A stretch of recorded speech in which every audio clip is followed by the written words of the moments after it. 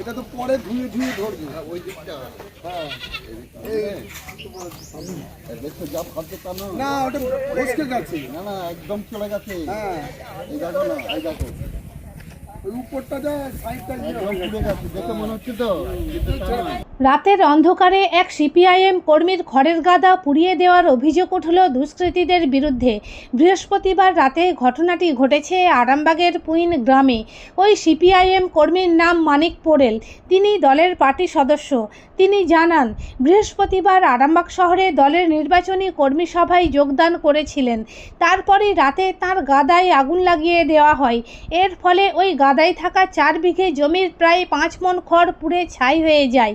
মানিকবাবু আরও জানান, এই নিয়ে 4 বার তাঁর খড়ের গাদা আগুন লাগিয়ে পুড়িয়ে দেওয়া হলো।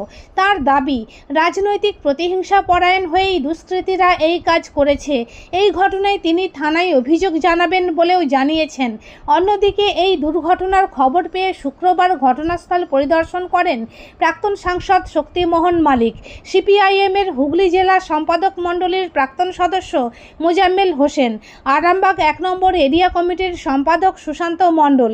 তারা এই ঘটনার তীব্র নিন্দা করেন।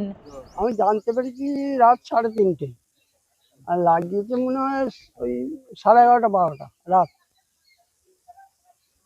আমাকে একজন এসে বলতে ডাকতে আমরা এসে দেখলাম যে আগুন তখন চারদারি হয়ে গেছে, পুড়ে গেছে। তখন হাওয়া তখন বসেই আছে, ঠায়ও দাঁড়িয়ে আছে, এই এখন পরপর বসে যায়। এই খড়ের গাদা না ধান ছিল, খড়ের গাদা, খাস খড়। কেমন খড় ছিল? কাহন 6-7 হবে, 7 কাহনের মতো খড় আছে। 30,000 টাকার খরচ ছিল। 4 বিঘে জমির খড়। মোটামুটি দাম কত? দাম তো প্রচুর এখন। দাম তো 30,000 টাকা খরচ। 30,000 টাকা তো হবেই। কি কারণে আগুনটা লাগলো সেটা বলতে পারবো কে না, বা কারা লাগিয়েছে? সেটা বলতে পারবো না। রাতের অন্ধকারে একদল দুষ্কৃতী করেছে। হ্যাঁ করেছে, হ্যাঁ। বলছি, আমি কি কোনো রাজনৈতিক দলের সাথে যুক্ত? হ্যাঁ আমি বামফ্রন্টের। সিপিএম করেন? হ্যাঁ সিপিএম করি। সেই জন্যই কি ভোটের মুখে তাহলে হতে পারে, কি মনে হচ্ছে? ওই রকমই মনে হচ্ছে আমার। কালকে কি কোথাও গিয়েছিলেন আপনি? হ্যাঁ ওই আরামবাগ গেছিলাম। কি ছিল আরামবাগে? আরামবাগে একটা কর্মী সভা ছিল। জেলা সেক্রেটারি ছিল, কর্মী সভা ছিল। আপনার নাম কি? মানিক পোড়েল। এটা কোন জায়গা? এটা পুইন গ্রাম। বাড়ি থেকে কত দূরে আপনার গাদাটা? তিরুল পঞ্চায়েত, ওই যে বাড়ি। মানে এত আগুন লেগে গেছে বুঝতে পারেননি? না না আমরা বুঝতে পারি না। সমস্ত খড় কি পুড়ে ছাই? হ্যাঁ সব ছাই হয়ে গেছে। আপনি কি করেন? আমি কি করে লেবার, খড়গুলো কি করতেন? খড় এই গরু খেত। তাহলে এখন কি করবেন? এখন এবার কি আর করবো, করার কিছু নেই। এবার গরু হয় বেচে দিতে হবে, নাহলে কিনে খাওয়াতে হবে। আপনাদের যে দলীয় যারা আছেন তারা তো দেখা করতে এসেছেন, কি বলছেন ওনারা? ওরা কি এবার ওরা যেটা ভালো বুঝে করবে। এই ঘটনা নিয়ে কি থানায় দ্বারস্থ হবেন? থানায় কি অভিযোগ করবেন? জানানো হবে। হ্যাঁ হ্যাঁ 3:30 বাজবে, তখন সব খেতে তোলে সেই রাত্রেবেলা, যারা রোজা রেখেছে তখনই। তখন আমরা জানতে পেরেছি ওই ছেলেটি যে তুলছে যে বড় বাবা তোমাদের খড়ের গাদায় আগুন লেগে গেছে। তখনই সব উঠে দেখছি না, আমার ছেলেরাও উঠলো, আরো তার 2টি আছে তারাও উঠলো, আমার যার কাছে আছে সেও উঠলো, 3টে ছেলে তো সব উঠে সব এসে দেখি। হ্যাঁ হ্যাঁ কতটা আতঙ্কে রয়েছেন? ভয় লাগছে না? কথাটা আমার এরকম করে আমি কথা বলি। ভয় পেয়েছে?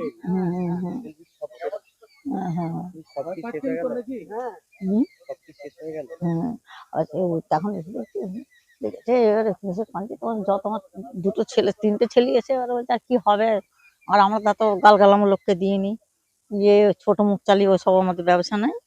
আমাকে বলছে কিচ্ছু বলতে হবে না, যা হয়েছে হোক। কে বা কারা করেছে দেখতে পেয়েছেন? না ওইটা জানতে পারিনি বাবা।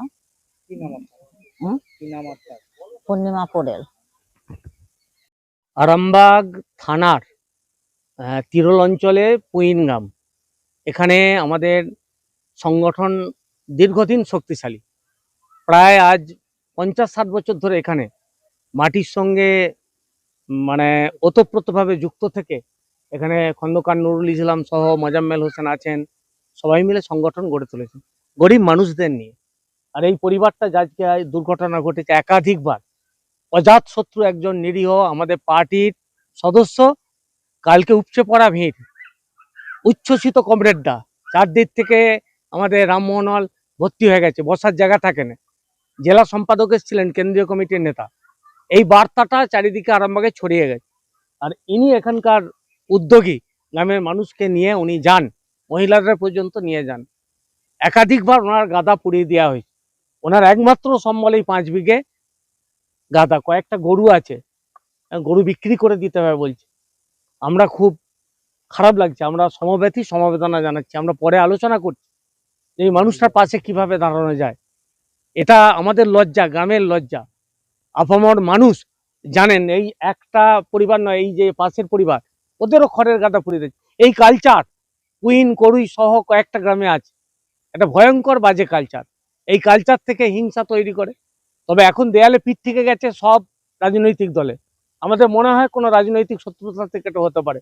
কে বা কারা আমরা দেখতে পাইনি, রাতের অন্ধকারে পুড়িয়ে দিয়েছে। বিধানসভা নির্বাচনের আগে এরকম ভাবে আগুন আপনাদের কর্মীর যে খড়ের গাদাতে আগুন বারবার লাগিয়ে দেওয়া হচ্ছে, আপনি যেটা অভিযোগ করছেন, কারণটা কি?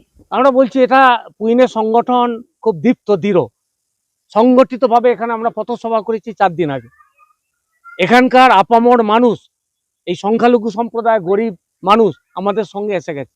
তাদের ভুল বুঝতে পেরেছে যে আর বিজেপি নয়, তৃণমূলের বিকল্প হিসেবে তারা বিজেপি ভেবেছিল, আর নয়। এই কাতারে কাতারে মানুষ যখন আমাদের সঙ্গে আসছে, এই সময় একটা ধাক্কা দেওয়ার চেষ্টা, এটা আমাদের কিছু মনে হয়নি যে আমরা পাশে কিভাবে থাকবো দেখবো, কিন্তু গরিব মানুষের মনোবল আরো বাড়বে, তাহলে তো আমাদের শক্তি অনেক বেড়েছে, আমরা সংগঠিত। এই ভাবনা থেকে ওরা চেষ্টা করছে একটু যদি ধাক্কা দেওয়া যায়। গরিব মানুষ এখানে সংগঠক মানিক পোরেল, 78 বছর বয়স, দীর্ঘদিনের আমাদের সাথী, জেল খাটা লোক। এই রকম মানে অত্যাচার হয়েছে একটা সময়, তা মানুষ ঘুরে দাঁড়িয়েছে। উনি কি সিপিএম করেন? উনি সিপিএম এর আমাদের পার্টির সদস্য, পার্টির কর্মী। এই পরিবার আমাদের এই পাড়া এখন সব আমাদের সঙ্গে আসছে। এখানে আমাদের সংখ্যালঘু অধ্যুষিত একাধারে আমাদের সঙ্গে পার্টির সঙ্গে যুক্ত, সম্পৃক্ত হয়েছে। গরিব অংশের মানুষ বিজেপির সঙ্গে যুক্ত হয়েছিল, তারা ভুল বুঝতে পেরেছে। দুটো সেটিং এর দল, আন্ডারস্ট্যান্ডিং দুজনের মধ্যে, কেন্দ্র যা করবে আমাদের রাজ্য তাই করবে, ওদের বোঝাপড়া এটা বুঝে গেছে মানুষ, তাই এখন আমাদের সঙ্গে মানুষ আসছে। এই জায়গায় আমরা দৃঢ়, এইরকম ধাক্কা দিয়ে কিছু করা যাবে না। আমরা আরো মনোবল দৃঢ় করে আমরা নতুন করে আরো মানুষের মধ্যে উদ্দীপনা তৈরি করতে পারবো। আমরা পার্টির পক্ষ থেকে সহানুভূতি ওনাদের জানাচ্ছি পরিবারকে, এবং পাশাপাশি মানুষকে আহ্বান করব এই দুষ্কৃতীদের খুঁজে বের করতে হবে। হ্যাঁ, আমরা প্রশাসনকে জানাবো যে এইরকম একটা অনৈতিকতা এবং অন্যায়ভাবে গরিব মানুষের ওপর ক্ষতি করা হচ্ছে, এবং একটা সিচুয়েশন তৈরি করা হচ্ছে, ভয় পাওয়ার সিচুয়েশন, এ থেকে যাতে বিরত থাকা হয়। আমার নাম সুশান্ত কুমার মণ্ডল, এই গ্রামেরই আমি বাসিন্দা, সিপিআইএম আরামবাগ 1 এরিয়া কমিটির সম্পাদক। এখানে উপস্থিত আছেন, এই মাটির সঙ্গে লড়াই করেছেন আমাদের মোজাম্মেল হোসেন, এক সময় গোটা হুগলি জেলার তিনি দায়িত্ব ছিলেন, এখনো লড়াই করছেন। শক্তিমোহন মালিক এসছেন, প্রাক্তন সাংসদ। যুব আন্দোলনের নেতা আছেন সাবির। এখানে আমাদের এরিয়া কমিটির নেতা সুমন্ত ব্যানার্জি, আমাদের এরিয়া কমিটির নেতা সুশান্ত চক্রবর্তী, আমাদের পার্টির সঙ্গে অ্যাক্টিভলি এখানে তরুণ মালিক, হরিমোহন মালিক, মনিরুল ইসলাম, প্রভাত রায় সহ এই পাড়ার কর্মী বন্ধু যারা ভালোবাসেন সিপিএম পার্টিকে, মানুষের জন্য যারা কাজ করে, তারা সবাই পাশে আছে। এবার হাতের কাছেই মিলবে অত্যাধুনিক ও নির্ভরযোগ্য স্বাস্থ্য পরিষেবা। আরামবাগ, খানাকুল ও পরশুরা থানা এলাকার মানুষদের জন্য এক বড় সুখবর। খানাকুলের সেকেন্দারপুরে গড়ে উঠেছে একটি আধুনিক ও সুসজ্জিত nursing home, lifeline health care. Director Sanjay Palu. এই নার্সিং হোমে রয়েছে 24 ঘন্টা রোগী দেখানোর ও ভর্তি করার সুব্যবস্থা। সঙ্গে রয়েছে বিনামূল্যে অ্যাম্বুলেন্স পরিষেবা। অভিজ্ঞ পরিষেবা ও যত্নশীল ব্যবস্থাপনায় আপনার সুস্থতার নির্ভরযোগ্য ঠিকানা লাইফলাইন হেলথ কেয়ার।